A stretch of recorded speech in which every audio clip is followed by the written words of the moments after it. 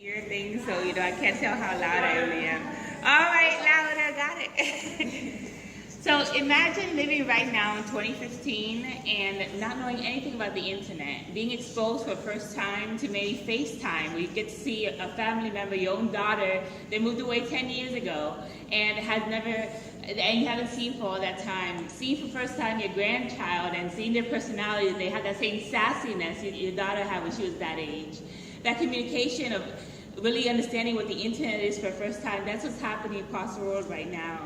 Another example is being able to access for the first time Google Maps, seeing satellite views of things in your own country, seeing satellite views of faraway things like the Eiffel Tower, or seeing the pyramids in Egypt for the first time ever through Google Maps. You're like, wow, I never thought I would be able to see that with my own eyes, and all of a sudden the internet allows you to have that capability. And it's actually something quite surprising that with all this technology we have around us, there are countries out here today at 2015 that are experiencing internet for the first time. Countries, people out there in the world that still have never seen the power of it, never experienced the whole effect of it, how it could affect your life, how it could really empower you. And I'm part of this great nonprofit that's bringing the internet to people that don't have access to it. I'm going to go ahead and set the slides now and tell you a little bit about it. So, as part of this open source project, it's all based on PHP, and we really have a focus where it's about teamwork, it's about technology, it's about helping people and impacting the life of others, really helping society move forward and making that impact. Our current test country is Cuba. That's where my parents are from, and from Miami really isn't that far from Cuba, so it's a perfect example. And in Cuba, the actual use of devices, when you go get a cell phone plan, they don't have actual phones there. It's not part of the service that you can actually get. So, I only have 10 slides, so I have half a card. You go ahead. So, your family member has to mail you an actual device for you to have a cell phone service with. It doesn't come with any data plan. You don't have access to the internet. The government doesn't allow you to have data plans when you have a cell phone. It's ironic, the only people in Cuba allowed to have internet access are the foreigners that actually live in the country, so not the actual people themselves. So this is a graph of the population in Cuba, and the red section is the people that have access to the internet. Either they work in the government and a corporation that needs access, is granted access to the internet. The green is people that have a cell phone that has email access. They bought email service, the email service with no internet, so any pictures, anything, any URLs in the emails come up as images not found. And these people pretty much don't have the access to be able to get to the internet, get to the actual message. So this is how it works, and pretty much it's all based on email. When they send an email, they have access to email, remember, but not the internet. So we built this big service that pretty much allows automatic receiving of email requests that say what on the internet you want.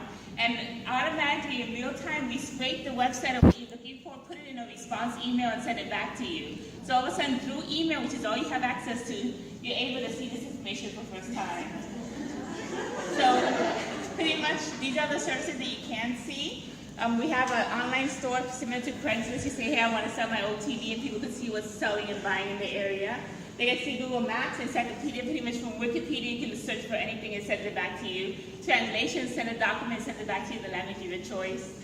And right now, we've been live for 2 years, and we have 22,000 people in Cuba using this service. It's the only way that you get to the internet through our nonprofit.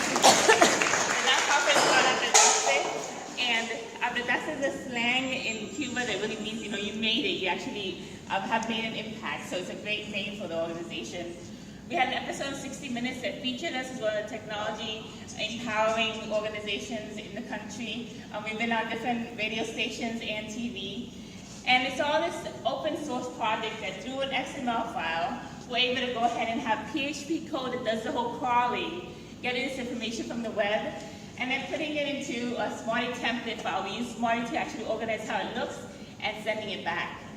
All the different pieces that actually makes this work is already programmed for you. So as the open source community gets bigger and bigger, people are developing just this red piece. That's the fill in the blank. What part of the internet do you want to add to the system? What extra features do you want to add to the platform?